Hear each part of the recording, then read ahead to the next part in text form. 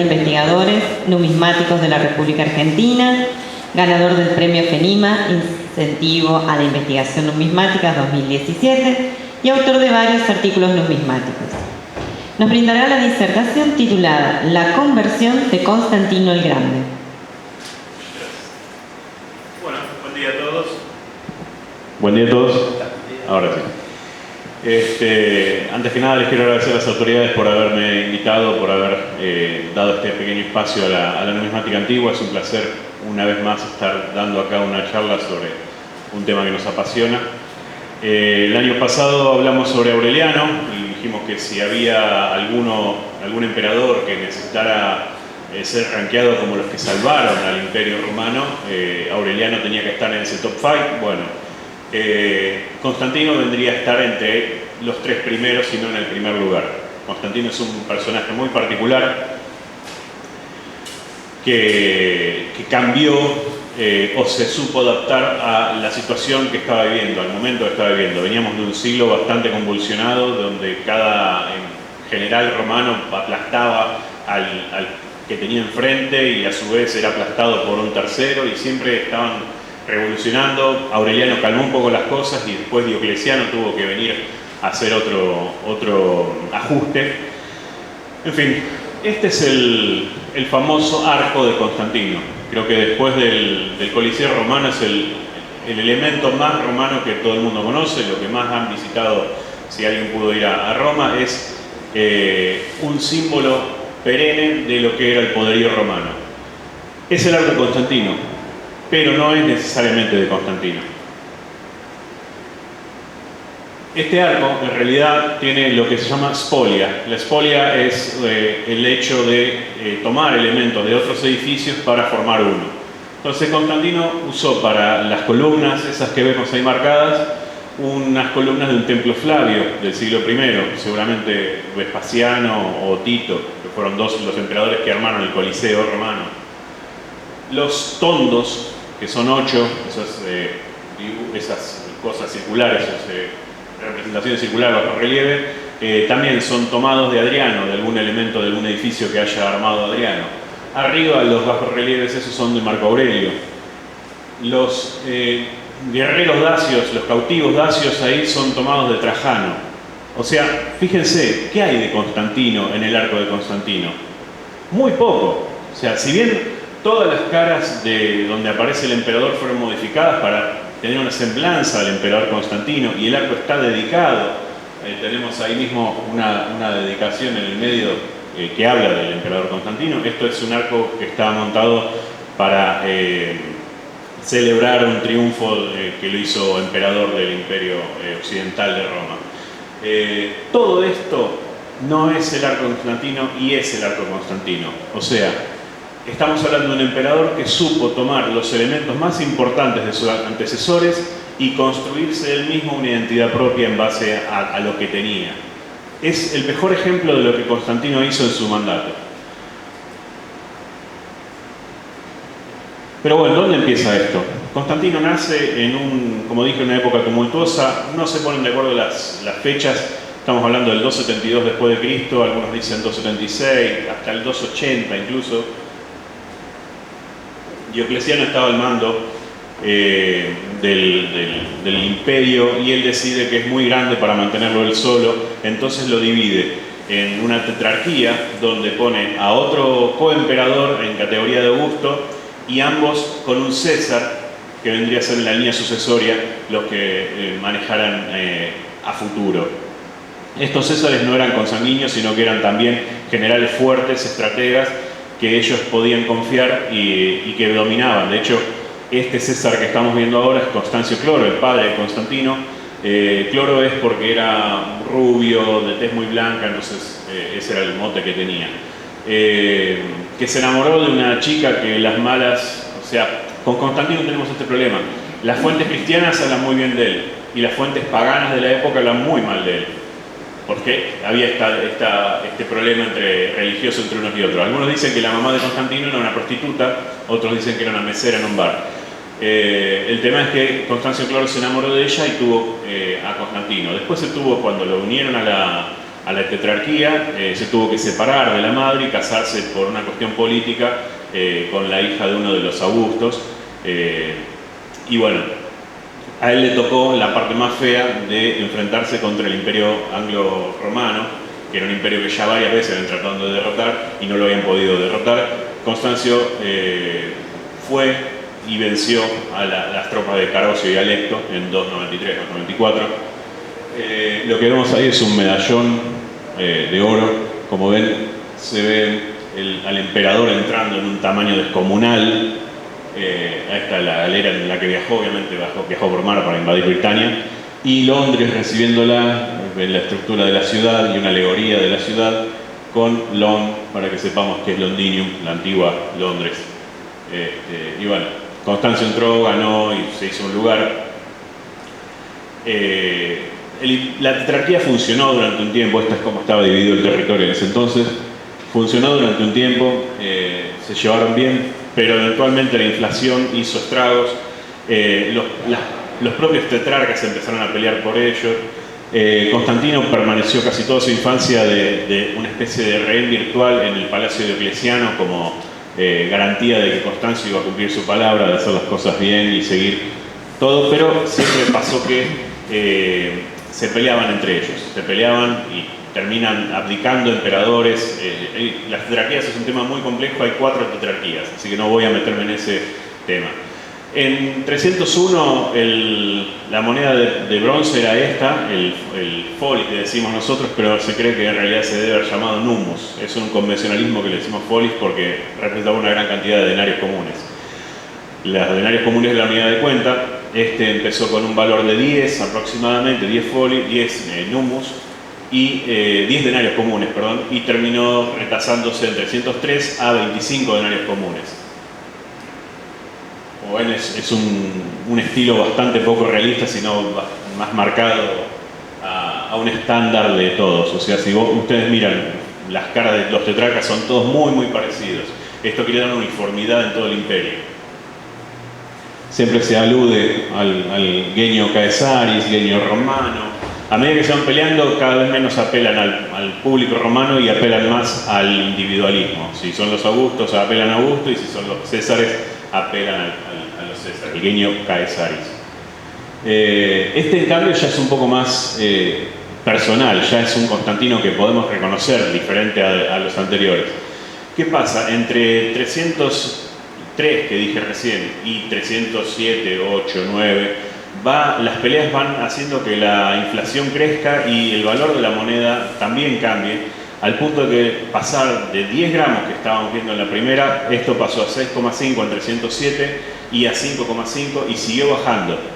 Esta es una moneda porque los Césares se peleaban tanto que en un momento cuando Constancio Cloro está peleando en York, en Eburacum, la antigua Eburacum, en Inglaterra, está peleando en York, se siente mal, lo manda a llamar a Constantino. Constantino se escapa del palacio, matando caballos, llega a donde está el padre agonizante, el padre muere y lo nombran a él Augusto. Él no quiere aceptar el título porque puede ser un problema más de lo que ya estaban teniendo, y acepta solamente algún título nominal como príncipe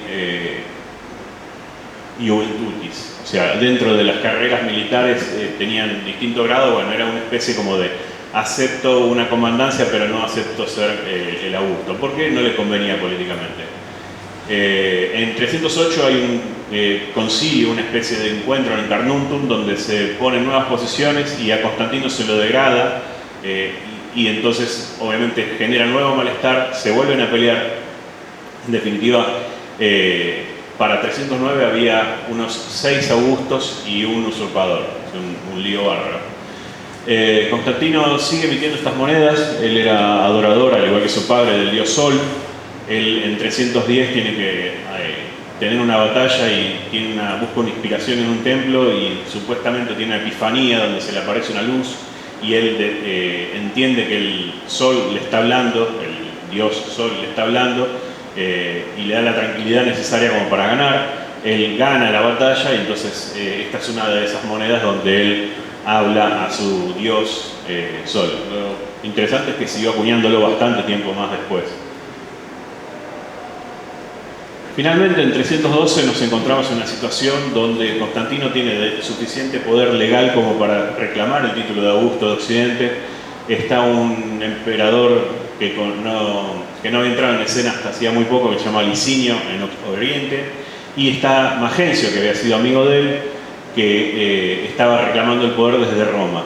Había aplacado una rebelión en el norte de África y ahora estaba en Roma reclamando derechos propios para un territorio de Occidente. Entonces Constantino, el día anterior a la batalla, se establece a 19 kilómetros de la ciudad de Roma. Magencio, este usurpador, había cortado todos los puentes de Roma y esperaba un sitio, pero consulta los libros sibilinos y le dicen: el enemigo de Roma caerá. Entonces con este anuncio, él dice: el enemigo de Roma es el que está fuera de Roma, o sea, Constantino. Yo salgo y lo enfrento. Error terrible, porque no podés. Él arma un puente de barcos, de pontones, sale con su ejército envalentonado y se pone con el río Tíber en la espalda, o sea, no tenía espacio para escaparse si las cosas salían mal, pero así de confiado estaba. Se enfrentan en Saxa Rubra, que está ahí a un par de metros del puente que había hecho, y en 4 horas se empiezan a poner feas las cosas porque Constantino lo va apretando y un ejército grande apretado no puede maniobrar y pierde. Cuando Magencio se da cuenta que está perdiendo, trata de volver sobre sus pasos, sobre el puente, todo el ejército trata de hacer lo mismo y un puente flotante no aguanta ese peso, se caen todos al agua y se terminan ahogando. El cuerpo de Magencio lo terminan rescatando y su cabeza es exhibida durante varios días para demostrar esto. ¿Qué es lo particular de este evento?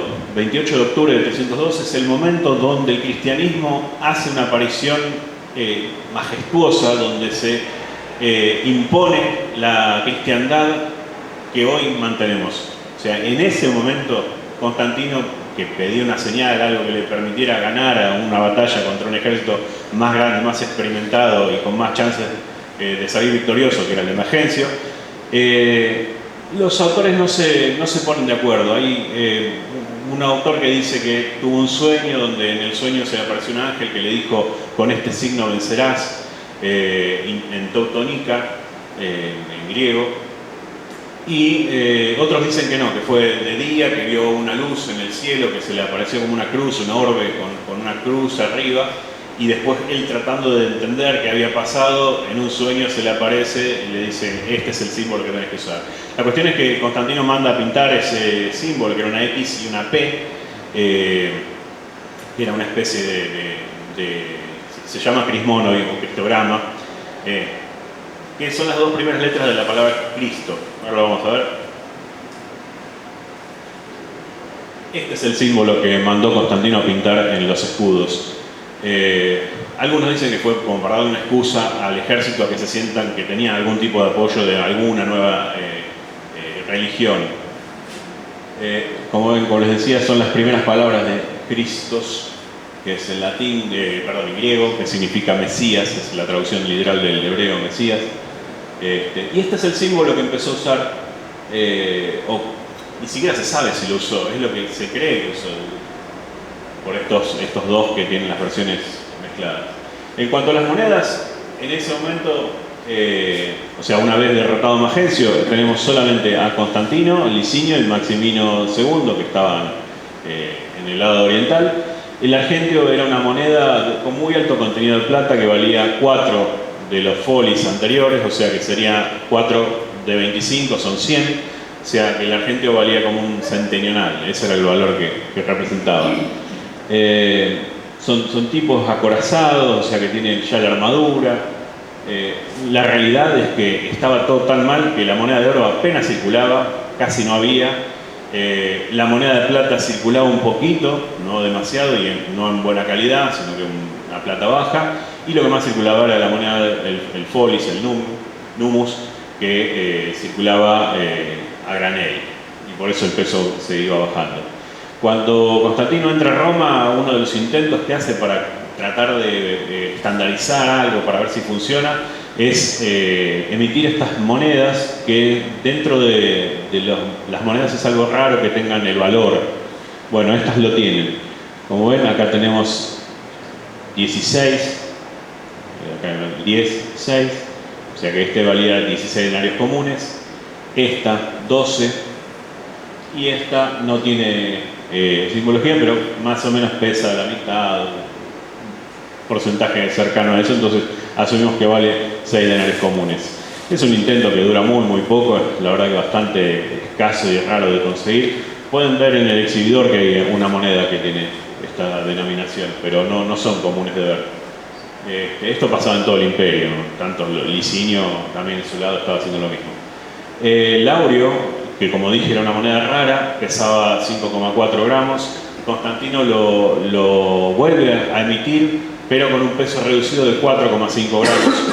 Y como ahora es cristiano, empieza a saquear tesoros de otros cultos que no están tan acorde a esto y consigue fuente de oro para acuñar. Entonces a partir de el 315 empieza a circular la moneda de oro nuevamente. Esta moneda, el sólido, también es otro momento fundacional. Es una moneda que se mantuvo con el peso de y la pureza de hasta por lo menos el siglo IX. Y la palabra sólido llegó hasta nuestros días, o sea, hay un montón de monedas que se usan con esa palabra. Constantino fue el que usó. Pasó de áureo a sólido. En realidad sólidos aureus, que significa algo así como áureo puro, oro puro, pero bueno, sólidos es la palabra que... Perdón, ese era el áureo y este es el sólido. Este es el sólido que él hizo. Como ven, acabamos de decir que ganó la batalla del Puente Milvio en 312 y ya adoptó en cierto modo el cristianismo. Fíjense, acá tiene todos los símbolos zodiacales. Esto es una alegoría de la victoria que puede pasar como algo normal, pero acá estamos todos los símbolos zodiacales. O sea, y dice Rector Totius Orbis, o sea, dirigente de todo el mundo.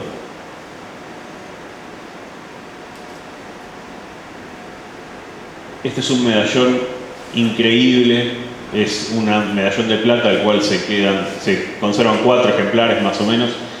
Como pueden ver, el casco de Constantino está muy decorado por joyas, por gemas. Esto está atestiguado también por los escritores clásicos.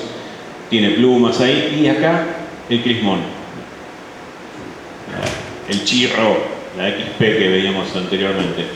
Es una imagen muy fuerte de Constantino en un ángulo técnicamente muy logrado, y tiene a su caballo, está todo vestido como para la guerra. Esto es una postura muy militar que tiene, y tiene acá sus oficiales también, está como dirigiéndose desde un atrio a todos, tiene alegoría, triunfos acá. Los estandartes son estandartes comunes, nada cristiano, o sea que lo único que tenemos que dice cristiano es esto, que hasta hace muy poco se tenía en duda.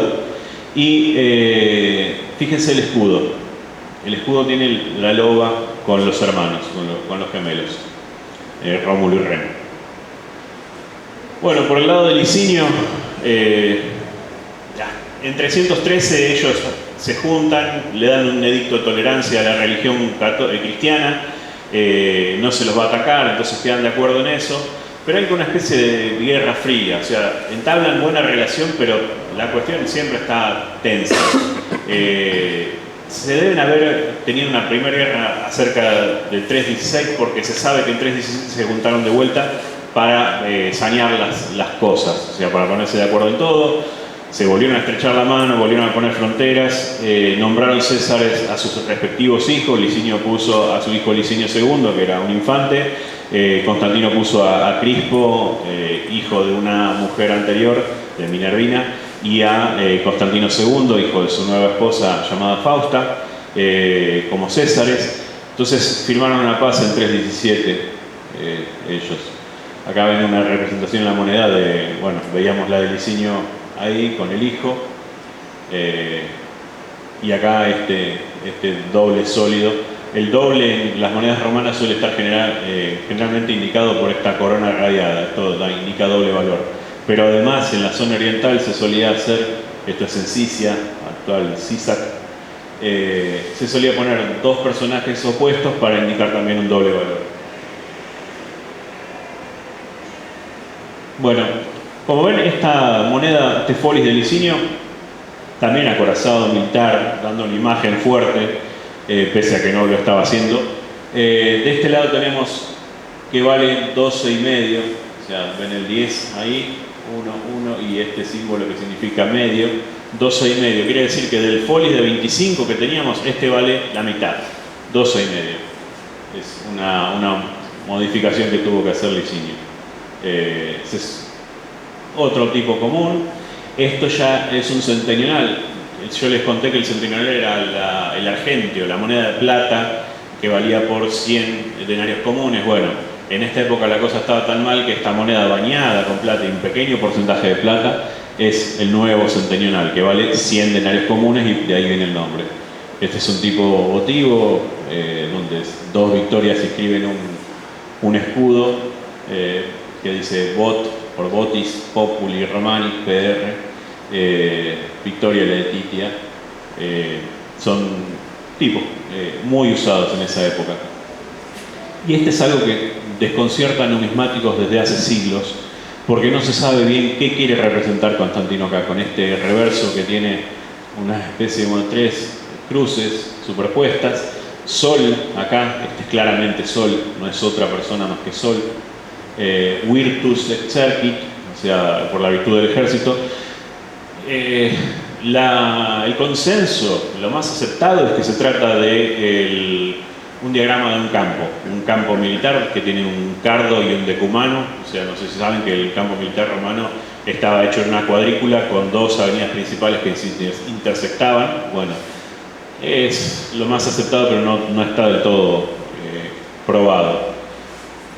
Una pieza hermosa, por cierto, y llama la atención que tenga Sol arriba, todavía sigue apoyándose en el dios que creía antes, el Constantino cristiano este. Bueno, Emilianense, de vuelta, otra moneda, pero esta sí de plata, con un buen peso. Es otro intento de rescatar la moneda de plata pura.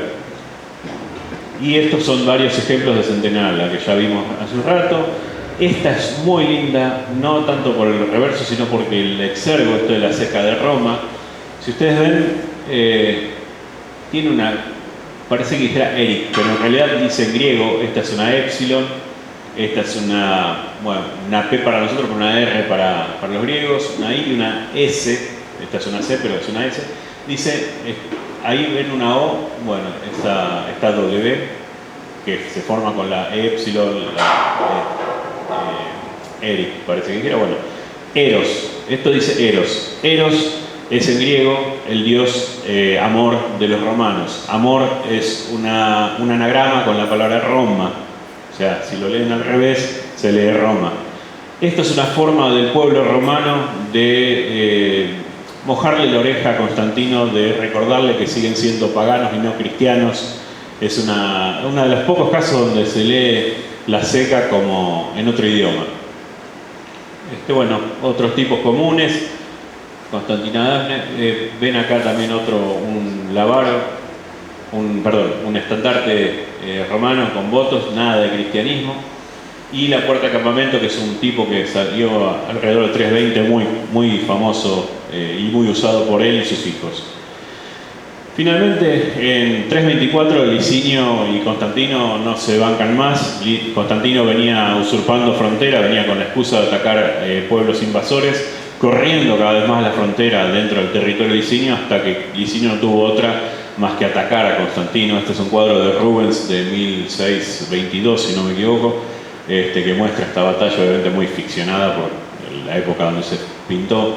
Pero en definitiva, bueno, Licinio es derrotado por el hijo de Constantino en la batalla de Crisópolis, y Licinio escapa y Constantino lo persigue y lo vuelve a derrotar, hasta que, bueno, se entrega a Licinio, mediando la media hermana de Constantino, que era la esposa de Licinio. Constantino promete respetarle la vida, pero en 325 lo manda a ejecutar a él, al hijo y a todos los que le podían molestar. Sí, así era la época. Y en ese momento Constantino se da cuenta que llegó a un punto donde es dueño del mundo. Todo el imperio romano es de él. Todas las batallas que empezó desde 312 en adelante bajo el símbolo cristiano, las ganó. Empieza a generarse el símbolo, el ícono cristiano, Constantino Invictus. O sea, Constantino el Invicto. Bajo el símbolo, bajo la religión cristiana, el personaje ya sucede como algo valioso, o sea, se retroalimentan la fama, tanto el cristianismo por Constantino como Constantino por el cristianismo. Pero la religión, a su vez, después de 300 años de tanta persecución, tenía distintos credos, distintas ideas, distintas formas de procesarla en todo el Imperio Romano. Constantino trata de ordenar esto y hace un concilio en Nicea, donde llama a 1800 obispos de todo el imperio, con los gastos pagos, con permisos de pasaje, con todo el alojamiento, con todo, para que se junten en Nicea a debatir cosas fundamentales del credo cristiano, algo que nunca se había hecho. Constantino no oficia con el título de sumo pontífice, que era el cargo que tenía normalmente, sino que asume como un moderador, como alguien que está ahí ayudando, regenteando. De los 1800 fueron 300 nada más al concilio, pero esos 300 tuvieron casi un mes deliberando cosas como cuándo caía Pascua, o la más importante, cuándo, qué era la Santísima Trinidad, o si Jesús era una sola persona. O sea, la vertiente más herética que terminó siendo el arrianismo decía no, que era una persona que había nacido, que era distinto de Dios, no prosperó, esa fue condenada, y ahí fue donde se fundó lo que hoy son las bases del cristianismo clásico que conocemos. Así que bueno, saneó la religión, saneó el ejército, las cuentas no de todo fueron siempre bien. De hecho, vamos a ver que siempre a un poquito van afectándose. Esta es otra de las monedas que son netamente cristianas. Constantino desarrolla esto que es el nuevo estandarte, que se conoce como la Varum. Se cree que este era Constantino, bueno, y Constancio y Constantino II, perdón. Spes pública, spes es la esperanza pública. Y esta es una víbora que está aplastando. Esto se debe haber hecho poco después de haber derrotado a Licinio. Y entonces como que tiene un doble sentido religioso, porque es Cristo aplastando a la víbora, que es el demonio, o si se lee Constantino aplastando a Licinio, que es una víbora, todo símbolo de mal. No hay muchas de estas monedas, un puñado nada más, pero es muy interesante porque es símbolo cristiano. Y esta es otra de las grandes cosas que tiene Constantino. Hace esta moneda que las conocemos como Eyes to Heaven, o sea, los ojos al cielo, y ahí tenemos la cita de Eusebio, que yo transcribí directamente para que la vieran, porque es la fuente directa de lo que está representado después en la moneda. Si bien Eusebio ahí solamente manda a decir que son monedas de oro, podemos ver también que hay de plata e incluso hay de bronce. Tenemos una ahí también en el exhibidor para que vean. Es algo rarísimo. Los ojos grandes, muchos dijeron que era una cuestión de deterioro de la época del arte, que se veía mal. Otros quieren decir que los ojos grandes son que ahora vieron la verdadera fe, ahora ven realmente el Dios verdadero. Constantino se aprovecha de todo eso.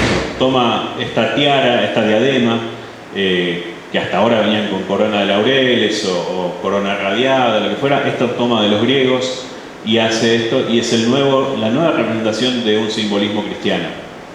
Fíjense que acá usa esta que no tiene ni joyas ni nada, y es anepigráfico, o sea, lo que está mostrando es una obra de arte, no está ni siquiera mostrando al emperador o algún mensaje del Augusto, nada, es netamente religioso.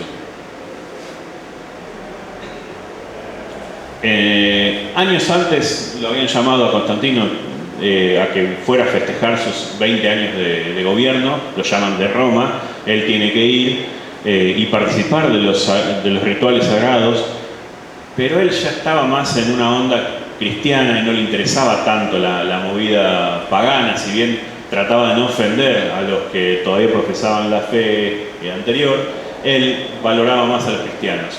Y no termina los rituales, se aburre, se retira de los rituales paganos y se va. Y esto ofende mucho a la gente de Roma, y entonces poco tiempo después decide en 326 fundar una nueva Roma, una nueva ciudad más afín a la organización, a las fronteras donde estaba surgiendo el comercio y también la guerra, y entonces se va a la antigua Bizancio, una pequeña ciudad griega en las costas del Mar Negro, y funda Bizancio. O casualidad, no lo funda mediante el ritual cristiano porque no existía. Entonces la funda con el ritual antiguo, o sea, el ritual pagano, que era la de una yunta de bueyes blancos con el arado, él mismo marcando el límite sagrado de esa ciudad, tal como lo había hecho Rómulo en la fundación de Roma. La versión cristiana de Constantino es que mientras él lo hacía veía un ángel que le iba indicando el camino, aunque nadie más pudo ver ese ángel. Él decía que había un ángel cristiano diciéndole antes. Bueno, la ceca empezó a funcionar enseguida. De hecho, la moneda que vimos recién con la víbora dice Cons, o sea que es de Constantinopla, la nueva ciudad. Porque había que empezar a hacer edificios, hacer toda una serie de refacciones, ampliar la ciudad, y Constantinopla se inaugura para 330. Existen, ahí está el planito de la Constantinopla, obviamente un plano mucho más moderno, pero para que tengan una idea. Existen estas emisiones donde se celebran las dos grandes urbes del imperio, Urbs Roma, o sea, la ciudad de Roma, y esta alegoría de la ciudad, con la lupa y los dos hermanitos, y Constantinópolis, esta alegoría de la nueva ciudad que aparecía, que curiosamente en las secas occidentales se escribe Constantinópolis y en las orientales se escribe Constantinopoli sin la S final. Se la comían la S final, parece que una cuestión fonética del lugar, no decían con S. Y esta representación ahí de una victoria con esto que es una prueba de barco, ¿no? Como avanzando, dando la característica marina que tiene una ciudad como la que vimos recién en el mapa. Constantinopla creció y floreció y fue la semilla que después dio al imperio bizantino, que no era nunca un imperio bizantino, ya se siguieron llamando romanos durante mucho tiempo. Nosotros y los historiadores modernos le ponen Bizancio como para tener una relación de diferencia, pero era imperio romano de Oriente. 1000 años más duró esa ciudad, otro de los legados de Constantino. Y bueno, introduce el último centenional, que es con 2 soldados, 2 legionarios, con 2 estandartes, Gloria Exercitus, o sea, la gloria del ejército, que era lo que en definitiva le venían dando todas las satisfacciones. Y poco después empieza a decaer, nuevamente hay fluctuaciones en la inflación y se hace un módulo más chico. Estas son monedas que pesan 1,5 gramos, o sea, piensen que arrancamos con monedas de 10 gramos, 6,5, 5,5, 4, 3, y estas ya que no pesan nada, ¿no? Pero bueno, eso es la vida que tuvo Constantino. Finalmente se empieza a dividir. Constantino empieza ya a darle responsabilidades a los hijos para que vayan viendo cuando él no esté cómo dividirse el territorio y no haya peleas. Este es más o menos el imperio romano a la muerte de Constantino en 337, cuando se preparaba para pelear contra Sapor II de los persas sasánidas. Casualmente es ahí, en su lecho de muerte, cuando es bautizado. O sea, el emperador más cristiano de la historia no se bautiza sino en su lecho de muerte, que fue una costumbre que después adoptaron otros tantos emperadores, porque era lógico que no podían matar a todo un ejército y después hacerse como que eran muy piadosos y que se merecían ir al cielo. Se bautizaban y se expiaban de sus pecados en el lecho de muerte si podían. Constantino murió en 337 y, casualidad, es deificado según el rito pagano tradicional. Está, como ven, entogado, o sea, esta es la toga mortuoria. Asciende a los cielos como todo emperador deificado en una cuadriga, 4 caballos. Ven la toga que envuelve su cuerpo y ahí está la manito de Dios recibiéndolo. O sea, en este caso los autores cristianos dicen es la mano de Dios, no la mano de cualquier otro Dios, es Dios mismo que lo está recibiendo. Ignoran completamente que está togado al rito pagano, pero bueno, digamos que es un sincretismo entre las dos. Constantino muere y durante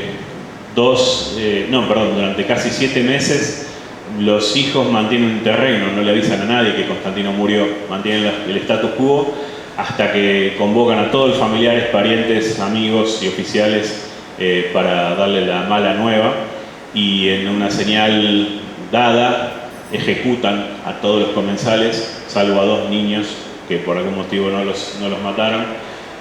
Cosa de no tener competencia, de no tener problemas después, de no tener que andar lidiando con usurpadores ni nada, los 3 hermanitos se dividen el imperio y ya está.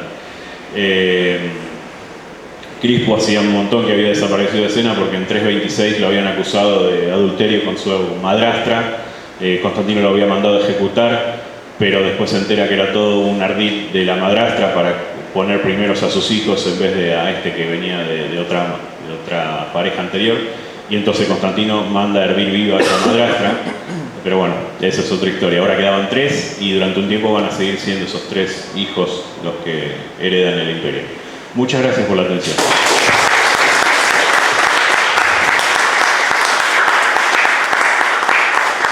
A continuación, Hugo Botero, vicepresidente del Centro Filatélico y Numismático de San Francisco, entrega al disertante un reconocimiento por su participación.